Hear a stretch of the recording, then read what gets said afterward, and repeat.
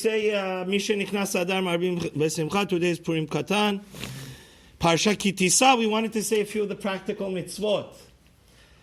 The 42nd, according to Rabbi Stern's count, the 42nd practical mitzvah of the Torah, believe it or not, is in this week's Parsha.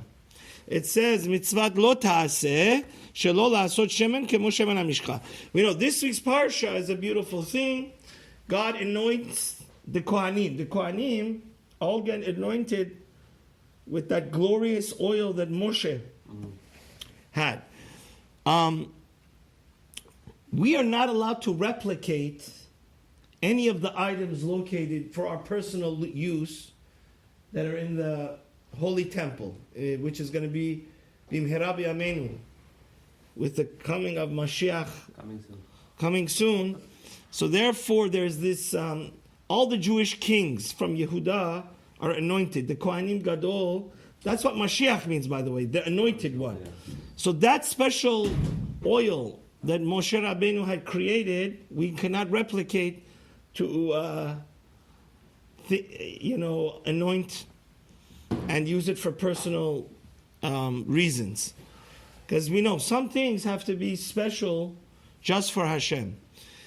This week's Parsha in chapter 30, Pasuk 32, Lev, it says, it says it's forbidden to make anything like that oil for ourselves. The Gemara in Kritut, page 5, says, only if you're going to use it to anoint yourself is it forbidden to make this special recipe of oil that Moshe used to anoint the Kohanim and the Kohanim Gedolim. But if you just want to learn how to do it to see the mitzvah of learning Talmud Torah, right? You want to see what Moshe Rabbeinu did, then that would not be prohibited. Same thing, Ketor. There's 11 spices. Baruch Hashem Sha'asanu Sfaradi. Every day, our tefillah goes like a rocket ship straight to Hashem. Because the Zohar says, when we read the Ketoret, we bring this, it's like Neshalema Parim Safatenu, the Zohar says. It's so heartbreaking that people come late to davening, they don't say the Ketoret. I was in another shul. People wanted to skip it, just have one person come a little bit 5 minutes early. And we're not Ashkenazi. We started what? Ketoret. And it's the most desirable and glorious and precious of all the offerings, that we bring is the Ketoret. But to replicate those 11 spices and then bring it for your wife or if you host the governor or mayor, that's forbidden. Again, if one mixed the 11 spices but didn't burn them, and he just wanted to do it to learn what they were, like one of them is cinnamon, kidamon, then he has not transgressed the commandment. But basically, I don't know if you guys were here last week. On Sunday, we had an 8 o'clock minyan. I said, we're not allowed to make a 7-branch menorah either. So we had this problem in the big synagogue. People didn't know. The Chanukiah that we light on Hanukkah is 8 branches. We don't light a menorah technically on Hanukkah, right? Everything that you see in the temple, we cannot replicate by its exact dimension. And menorah, it's even more strict that even we're not allowed to buy. So if you go to Israel or any one of these things, I don't know why anybody would buy anything in the Arab shuk, but if they sell you a 7-branch menorah, do not buy that, because that's again same idea. That's holy for Hashem. Okay, next mitzvah. We're anyways waiting for the 10th person. It says MITZVOT lo ta'aseh shelo la'achol v'lishtot mikradvot avadara. It's one of the 43rd practical commandment of the Torah that we could keep even today. Is we're forbidden to eat and drink any offering for the idol. So therefore, if somebody in front of a Buddha put a nice, fancy, expensive, juicy golden mango, and you come and hijack it because you're hungry, sometimes, you have a hard day at work, you put 8 good 9, 10 hours, and you see a juicy mango, but that's kind of like takruvet avodah zarah. You understand? And this is the same reason we're forbidden to have any grape product, including cognac. I don't know how people don't know this, but unfortunately in Tehran we had a lot of lack of halachic knowledge. Any grape product, from grape juice to cognac, has to be OU, has to be kosher. So why on Passover they would bring me cognac that's not kosher? Actually, a real estate broker just gave me some very $200 bottle of champagne. It's not only forbidden to eat, it's forbidden to have benefit. It's isur b'hana'ah, like chametz on Pesach.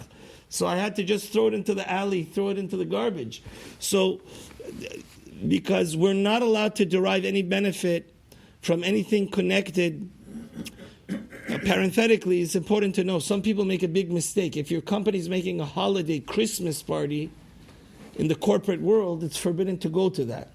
If they call it just a holiday party, but if it's like the owner of the company is Christian, because I had this thing, like this guy he was a real estate broker, he was selling apartment buildings, and they said, if you come to our holiday party, we'll give you like $100 million deal, $50 million. The holiday party was for Christians, by Christians.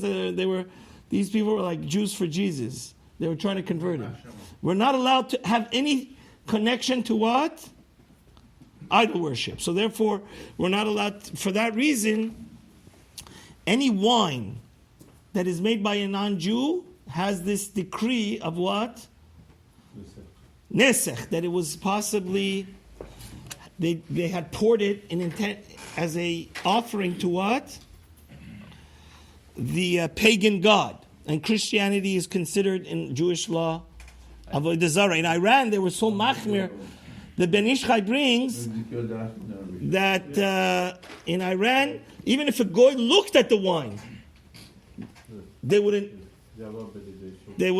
eat it. So therefore, nowadays it's technically at yain nesech, because nowadays the goyim don't do that. But still, midirabanan, the chachamim aser. It's called stam yenam.